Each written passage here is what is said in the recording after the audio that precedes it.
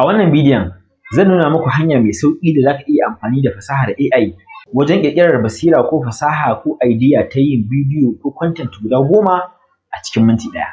Amma kafin nan, idan kai sabo ne a wannan shafi namu mai albarka, ka tabbatar ka mana following a Facebook da TikTok, sannan ka tabbatar ka mana subscribing a YouTube, ka danna alamar ƙararrawa domin ka riƙa samun sababbin bidiyoyinmu da zarar mun ɗora su. Mun sha faɗa muku cewa babu wata basira ko fasahar da za ta sauwaƙe muku a aikinku na yin content creation kamar fasahar AI. A yau zan tabbatar muku da haka ta hanyar nuna muku hanya mai sauƙi da za ka iya ƙirƙirar basira ko fasaha ko idea yin bidiyo ko content guda 10 a cikin minti ɗaya. Saboda haka yanzu ku tashi ku raka ni mu tafi cikin birnin ChatGPT domin mu ga irin taimakon da zai iya mana a wannan fannin. Yanzu da muke son mu sami idea guda 10 a wajen AI akan abin da muke so mu yi na content ko na bidiyo, abin da za mu fara yi shine za mu hau kan ChatGPT. Idan muka hau kan ChatGPT za mu rubuta masa prompt na buƙatar mu. Misali gashi na rubuta saboda kan mu ci lokaci da yawa. Na ce masa ni content creator ne kuma na zaɓi fannin tarihi a matsayin niche ɗina. Ina so ka bani ideas guda 10 da zan yi content a kai. Sai mu tura masa, sai mu jira mu ga amsar da zai bamu. Gashi ne ya fara bamu amsa. Ya ce mana madalla in ka zaɓi tarihi a matsayin niche, so akwai hanyoyi da dama da zaka iya juya shi zuwa content mai jan hankali. Ga ideas guda 10 zaka iya yi. Gashi na farko tarihin manyan birane, misali tarihin Kano a zamanin Kantakife ko menene, yadda Katsina ta zama cibiyar ilimi da sauransu. Na biyu fitattun shugabanni da jarumai. Na uku tarihin abubuwan ban mamaki, misali kamar kofofin Kano kenan, kofar Na'isa misali, ko tsohuwar masallacin Agadez. Abu na 4 manyan yaƙe-yaƙe da aka yi kamar yaƙin Shehu Dan Fodiyo. Abu na 5 tarihin kasuwanci da cinikayya, misali kamar yadda kasuwannin Kano da Timbuktu suka shahara a duniya. Na 5 addini a tarihin mu, irin rawar da addinin musulunci ya taka wajen gyaran al'adu da ilimi. Na 7 tarihin fina-finai da al'adu, gashi nan.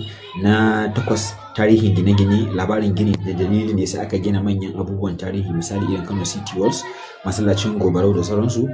Na 9 tarihin mata masu tasiri, irin wadda mata suka taka a tarihi, misali Amina Zazzau, Nana Asma'u ko kuma Goggo Mariya. Na 10 tarihin duniya da alaƙarsu da mu. Kun ga wannan duk ya bamu idea akan yadda za mu sami content guda 10, ko a rubuce ne ko a bidiyo ne, gashi ya bamu. Sannan kuma kowanne ɗaya muka ɗauka a nan za mu iya ƙara neman ideas. Misali mu ce masa ƙara faɗaɗa min bayani tare da fito min da wasu ideas ɗin a kan lamba ta 1. Yanzu muna so ya a cikin abubuwan da ya bamu guda 10, so lamba ta farko mun nemi ya bamu tarihi. Misali mu koma mu gani, na farko shine tarihin manyan birane ko, to shi muke so yanzu ya faɗa mana ideas akan wannan shi kadai. Da muka tambaye shi yanzu gashi nan ya tsara mana. Bari mu dan tsawaita bayani akan lamba ta 1, wato tarihin manyan birane.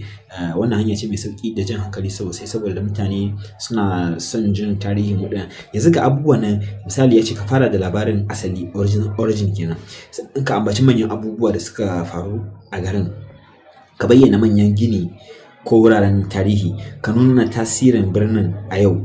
Gashi nan ya baka abubuwa gasu nan da yawa barcik, wanda in ka bibiye su a hankali har script idan kana so zai iya haɗa maka.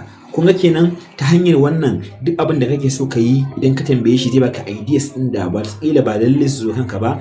In ma sun zo kanka sai ka yi dogon bincike da dogon nazari kafin ka iya zama ka tsara wannan abubuwan. Amma idan ka yi amfani da shi za ka samu sauƙi, sannan kuma za ka yi abubuwa da yawa a cikin lokaci ɗan ƙalilan. Ta wannan hanyar za ka iya samun fasaha da sauƙin ƙirƙirar yin bidiyo ko content kowane iri kake buƙata akan kowane irin topic ne a cikin ChatGPT. Idan ka ji daɗin wannan bidiyon, tabbatar ka mana like ɗinsa, sannan ka mana share ɗinsa domin wasu ma su amfana bayan kai. Sunana Awais Al'Arabi Fage, nake cewa mu haɗa bidiyo na gaba.